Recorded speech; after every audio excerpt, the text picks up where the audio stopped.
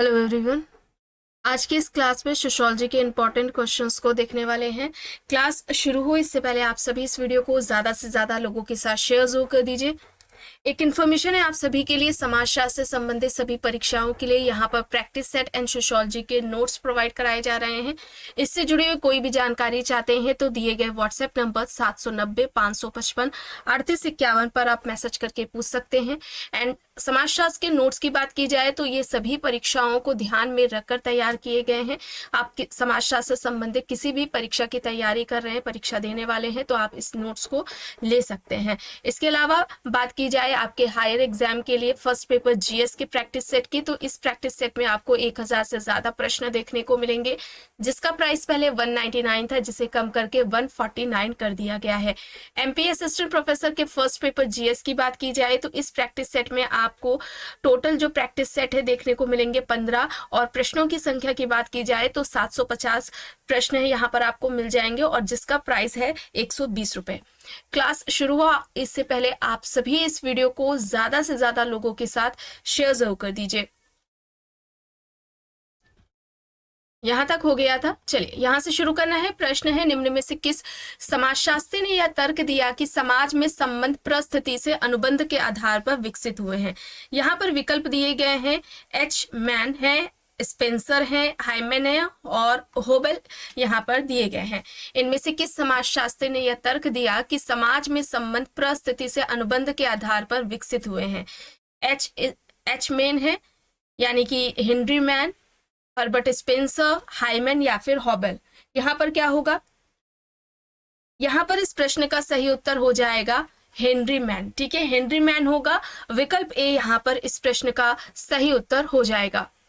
प्रश्न है, max weber द्वारा जीवन अवसर की अवधारणा का प्रयोग किया गया था। विकल्प में यहाँ पर परिस्थिति को बताने के लिए है, शक्ति को बताने के लिए, वर्ग को बताने के लिए और निर्जातीयता को बताने के लिए दिया गया है। मैक्स वेबर के द्वारा जीवन अवसर की अवधारणा का प्रयोग इनमें से किसके लिए किया गया है? इस प्रश्न का सही उत्तर क्या होगा?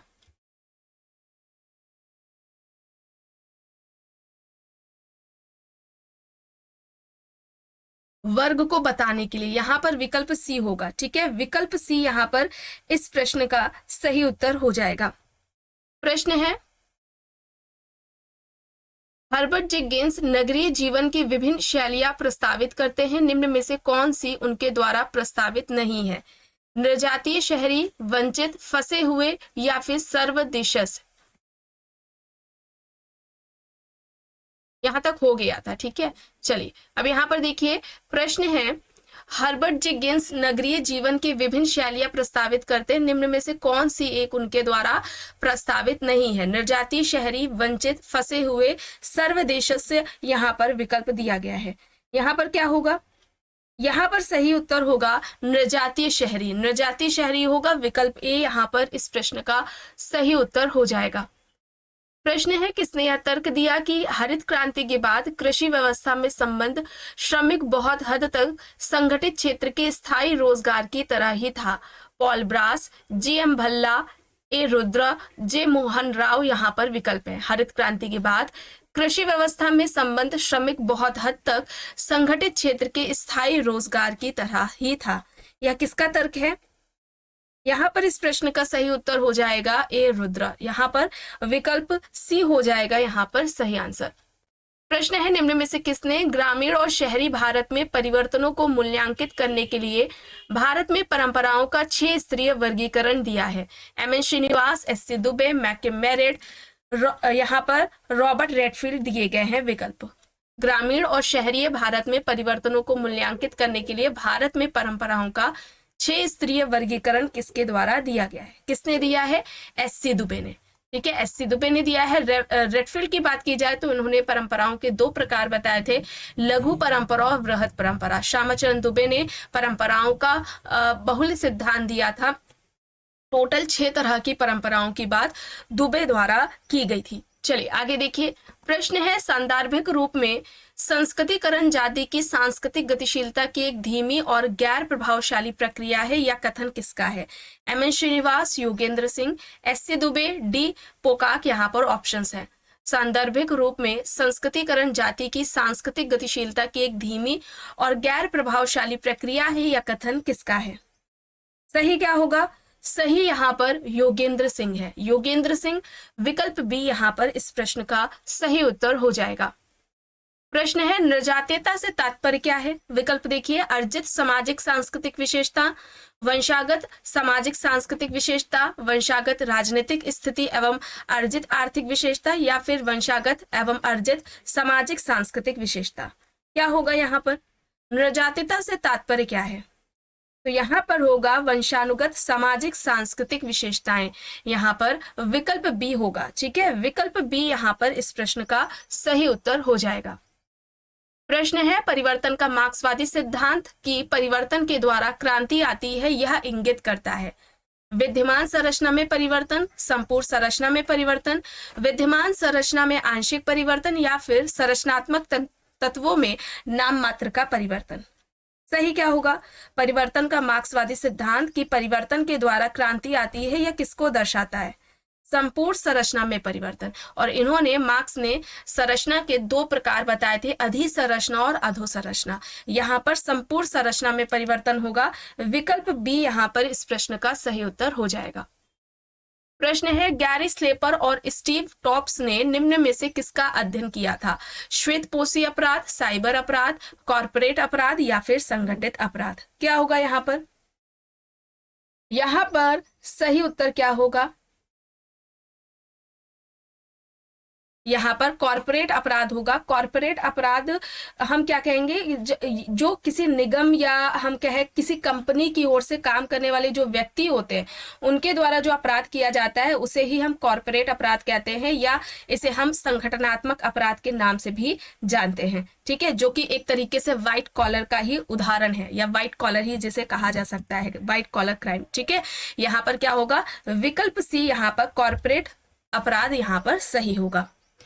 प्रश्न है निम्न के संदर्भ में नृजातीयता क्या है? आनुवांशिक और अर्जित सामाजिक सांस्कृतिक विशेषताएं, आनुवांशिक राजनीतिक स्थिति और अर्जित आर्थिक विशेषताएं, आनुवांशिक सामाजिक सांस्कृतिक विशेषताएं, या फिर अर्जित सामाजिक सांस्कृतिक विशेषताएं। सही क्या होगा? नृजातीयता को इनमें से कौन सा विकल्प सही तरीके से परिभाषित कर रहा है? आनुवांशिक सामाजिक सांस्कृतिक विशेषताएं, यानी कि विकल्प सी यहाँ पर इस प्रश्न का सही उत्तर हो जाएगा। अब देखिए पुस्तक से संबंधित प्रश्न है। पुस्तक यहाँ पर दी गई है ट्राइबल मूवमेंट्स इन इंडिया। इस पुस्तक के लेखक कौन है? यहाँ पर MSA राव है, घनश्याम शाह है, KS सिंह है, S फॉक्स यहाँ पर दिया गया है। ट्राइबल मूवमेंट्स इन इंडिया किसके द्वारा पुस्तक लिखी गई है?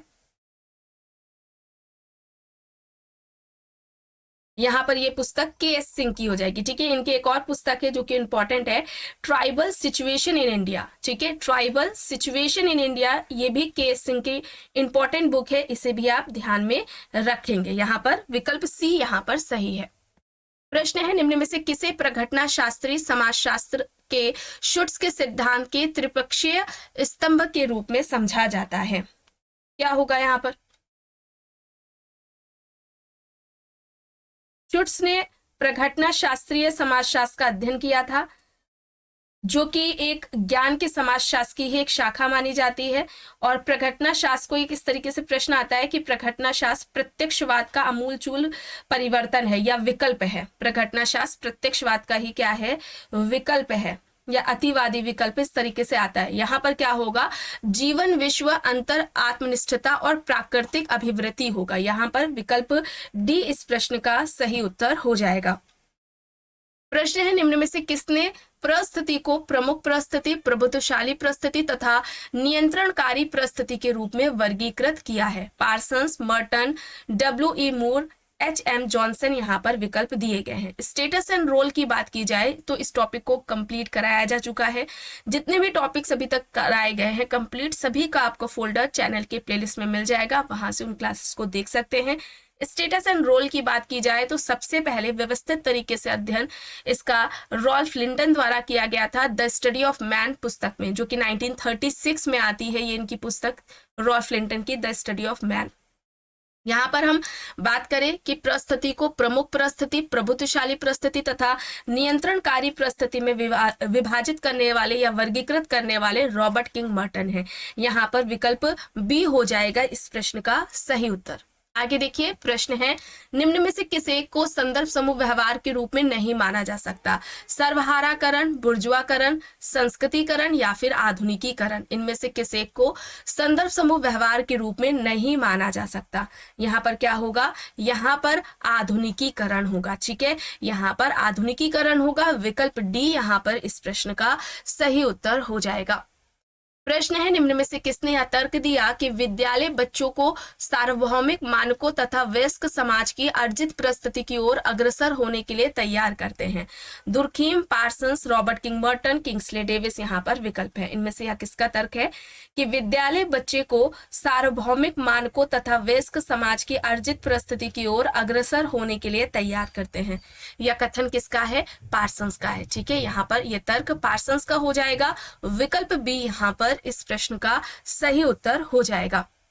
प्रश्न है निम्न में से किसने पहली बार जजमानी व्यवस्था की व्याख्या जाति समूहों के मध्य प्रतिमानित अंतरक्रियाओं के रूप में की थी? William Wiser, Oscar Lewis, A R. Desai, Yogendra Singh यहाँ पर विकल्प दिए गए हैं।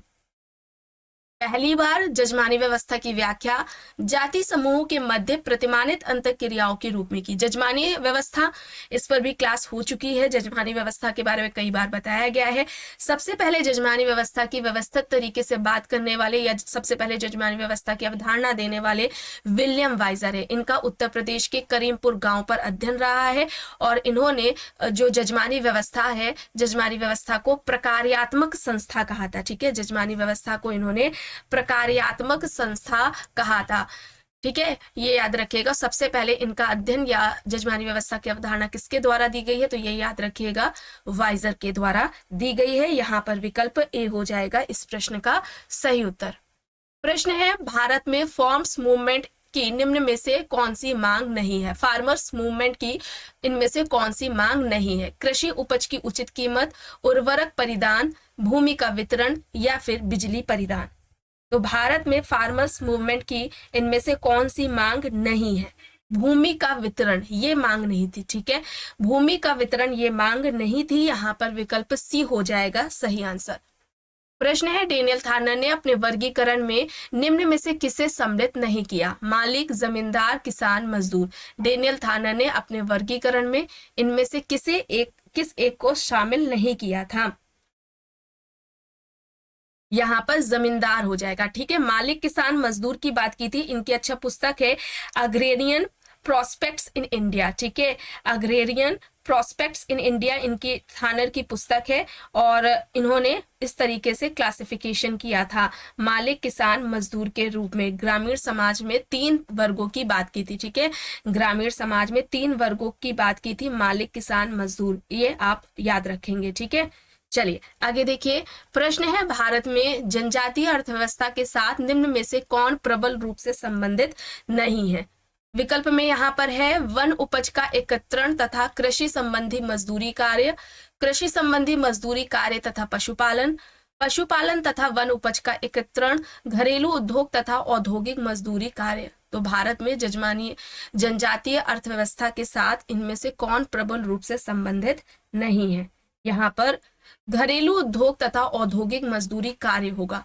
विकल्प डी यहाँ पर इस प्रश्न का सही उत्तर हो जाएगा। प्रश्न है सभ्यताओं के संघर्ष की प्रस्तावना है कि उत्तर शीत युद्ध विश्व में लोगों की सांस्कृतिक और धार्मिक पहचान संघर्ष के प्राथमिक स्रोत होगी, यह किसका विचार है? J S. Mill, Max Weber, Samuel P. Huntington, Emile Durkheim. यहाँ पर विकल्प दिया गया है। इस प्रश्न का सही उत्तर क्या हो जाएगा? सभ्यताओं के संघर्ष की प्रस्तावना है कि उत्तर शीत युद्ध विश्व में लोगों की सांस्कृतिक और धार्मिक पहचान संघर्ष के प्राथमिक स्रोत होगी, यह किसका विचार है? यहाँ पर विकल्प सी सैमुअल पी. हंटिंगटन होगा। ठीक है, सैमुअल पी. हंटिंगटन होगा। इनका ये भी कहना था कि संस्कृतियों के जो युद्ध हैं, ठीक है, युद्ध देशों के बीच में ना होकर के संस्कृतियों के बीच लड़े जाएंगे। युद्ध देशों के बीच में नहीं लड़े जाएंगे बल्कि संस्कृतियों के बीच हमें युद्ध देखने को मिलेंगे। चलिए आगे देखते हैं। प्रश्न है किस वर्ष के हिंदू विवाह अधिनियम के अंतर्गत हिंदुओं को तलाक के प्रावधान दिए गए हैं। यहाँ पर देखिए दिया गया 1955, 1956, 1961 और 1973। तो किस वर्ष के हिंदू विवाह अधिनियम के अंतर्गत हिंदुओं को तलाक के प्रावधान दिए गए थे? कौन सा अधिनियम था? 1955। यहाँ पर विकल्प ए होगा सही। ठीक है, विकल्प ए यहाँ पर इस प्रश्न का सही उत्तर हो जाएगा। प्रश्न है निम्न में से किसके अनुसार पवित्रता का विचार, चाहे वह व्यवसाय या संस्कार संबंधी हो, जो कि जाति की उत्पत्ति का कारण माना जाता है, अस्पृश्यता के विचार और आचरण की आत्मा है? यहाँ पर विकल्प में है मैगजन, अंबेडकर, घुरिये, बर्गल। सही क्या होगा? पवित्रता का विचार, चाहे वह व्यवसाय या संस्कार संबंधी हो, जो कि जाति की उत्पत्ति का कारण माना जाता है, अस्पृश्यता के विचार और आचरण की आत्मा है।